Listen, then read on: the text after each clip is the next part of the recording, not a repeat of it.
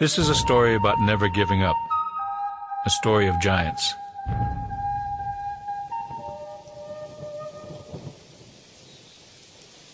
There's a long ridge in central Tripp County, South Dakota. It looks out of place. There was a time when it wasn't there. They say it was a summer of storms when Redcalf's people were camped south of the Great Muddy, now known as the Missouri River. Cloud and Plum were married in the moon of ripening berries. 2 evenings later, a storm blew in. Big black clouds rolled across the sky, and the thunder shouted, their angry eyes flashing with the light of 100 suns. But the storm was not the worst thing that happened. Something dark and ugly came out of the night, ripping into the village. Cloud and Plum huddled in their lodge. From the darkness they heard cries of terror. Women and children screamed. Something ripped into their lodge, a mountainous black figure. It was Ea the giant, with the strength of 1,000 men, the blackest of hearts, and a bottomless hunger. A hand larger than a grown man snatched Plum away from Cloud and tossed her into a mouth like a large hole in the ground, and she was gone. Ea tore apart the village to satisfy his hunger. No one could stop him. He grabbed girls and young women and tossed them into his wide, slobbering mouth. Then he was gone into the blackness of the stormy night. By dawn the storm weakened. Redcalf gathered the council of old men to consider what to do. It was no use to do anything, some said. Ea is too big and powerful. Move the village and hope he doesn't return, some advised. Cloud didn't intend to make the move. He was angry and announced he would gather his weapons and strike out after Ea. 7 others joined him. 8 young men headed east, armed with lances, knives, and bows and arrows. Ea's trail was easy to follow. His footprints were so deep, rainwater collected in them. They found him asleep on a hillside.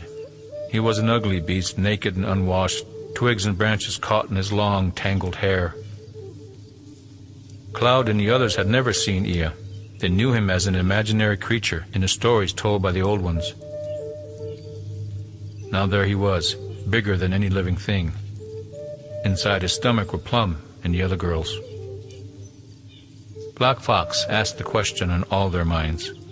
How will we defeat such a thing? We will think of something, Cloud said. Ea arose and walked eastward, flattening everything in his path. They followed until the giant stopped at dusk to sleep in a gully. The young men made camp, and Cloud suddenly thought of an idea to kill him. We will trap him, he announced. He has a weakness. He is always hungry. We will use it to trap him. I will offer myself. I will get him to chase me, and I will lead him into the trap, a hole in the ground that we will dig. Through the night they talked. 6 would dig a hole while Cloud and 1 other would decoy Ea to the trap. The place for the trap was a dry creek where the ground was sand and easy to dig. They made stone axes. The digging started when Cloud and Yellowhawk left to find the giant. They would keep him decoyed. When the signal fire was lit, they would know the trap was ready. Then they would lead him to it. They found him easily, for Ea never bathed and could be located at great distances when the wind was right. The others dug and dug. Dirt piled up on each side of the trench as they dug deeper and deeper. Days and nights passed. The diggers worked without rest. Out on the prairie, Ea set out with long strides. Cloud and Yellowhawk ran to keep pace. All went well until Ea spotted them. With a yell of surprise and anger, he stumbled after them. The ground shook. Ea's feet were like boulders crashing to the earth, yet they were able to stay away from him. It was a dangerous game, and Cloud and Yellowhawk grew tired because they could not rest.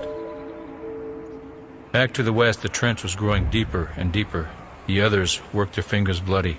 The thought of their women inside the ugly giant's stomach was enough to make them work harder. The trench was as deep as 5 men standing on top of one another. It was finished. It was time to signal Cloud and Yellowhawk. The diggers gathered driftwood and dried brush to cover the trench. Then another pile of wood was set on fire. Cloud and Yellowhawk saw the fire in the distance. The others had finished the trap. Now Cloud would have to lead the giant. He prayed and made offerings and went after the angry and dangerous Ea.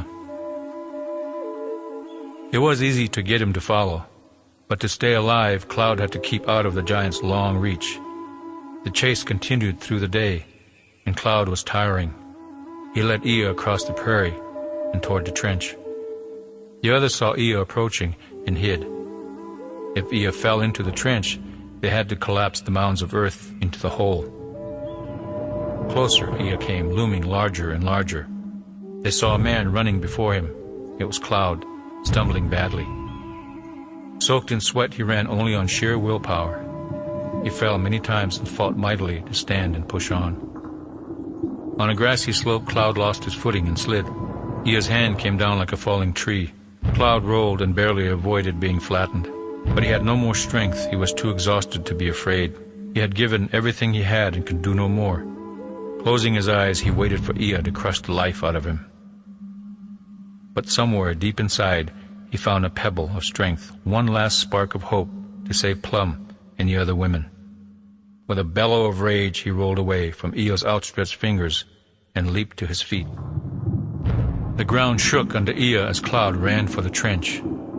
Behind him, Ea's mouth was curled into a snarl, his yellow teeth bared and his long black hair swirling like black smoke. Cloud reached the trench and was halfway across when he heard a shout of triumph, and Ea's cry of surprise, and a loud cracking. Ea followed Cloud and broke through the trench covering. It was far too heavy, and he went down into the trench. Ea fell to the bottom, caught firmly in the hole. Dust billowed upward as he struggled, filling the air with his deafening yells of rage. The others collapsed the dirt down into the trench. Ea's yells turned to whimpers. His arm reached up, one hand clawed at the edge of the hole, but he could not free himself. Ea struggled with all his might, coughing as dirt covered his head. His struggles weakened, and he coughed no more. A silence fell over the land. All the young men stood gaping at the dead giant. Somehow, they had defeated it. Cloud jumped into the trench and sliced open Ea's stomach. Foul air and a green-yellow slime leaked out. He reached in and pulled out the body of a girl more dead than alive. With a yell, the other young men jumped into the pit as Cloud enlarged the opening and found more bodies. All the young women and girls were barely alive. The young men pulled them out of the giant's stomach and took them to the nearby stream. In its cool waters, they were gently revived and cleaned. The young men filled in the hole to cover Ea's body, and the dirt piled higher and higher until it became a long ridge. In time, grass and cactus grew on it. Cloud and Plum grew old together.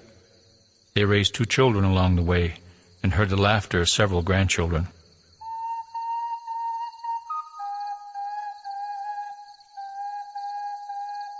On stormy summer nights, Plum would gather her grandchildren and tell them the story of a terrible, ugly giant. The little ones would ask Grandma Plum if giants were real, and she would only smile. It was so long ago, that summer of many storms, in the days before the coming of horses. Plum, Cloud, and the others live only in stories now. The same is true of Ea. But there is a long ridge covered with grass and cactus running east to west along a highway. Many people drive by it every day. To most, it is only a long hill. A few of us, though, still remember the story of how Ea was defeated. We know that ridge is his grave, but in our hearts we think of it more as something built by love, courage, and perseverance, and by giants.